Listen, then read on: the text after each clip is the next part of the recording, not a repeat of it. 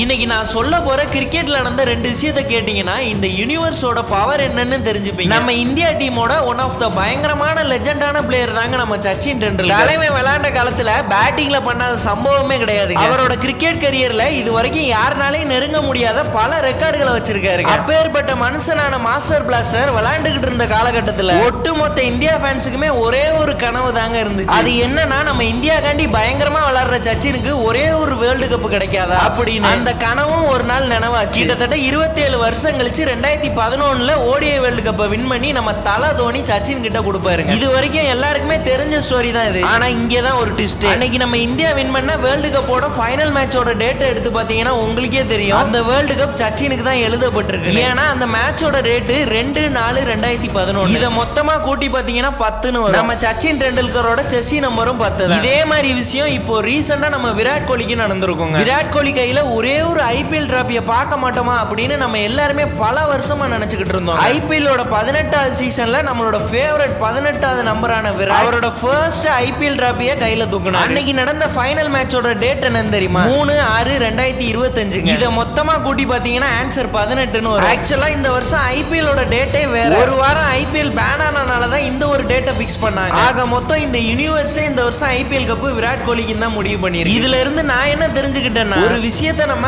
ஆள் மனசோட நேசிச்சு அதுக்காண்டி நம்ம விடாம முயற்சி பண்ணோம்னா கண்டிப்பா இந்த யூனிவர்ஸ் ஒரு நாள் நமக்கான ஒரு நாளை உருவாக்கி கொடுக்கும்.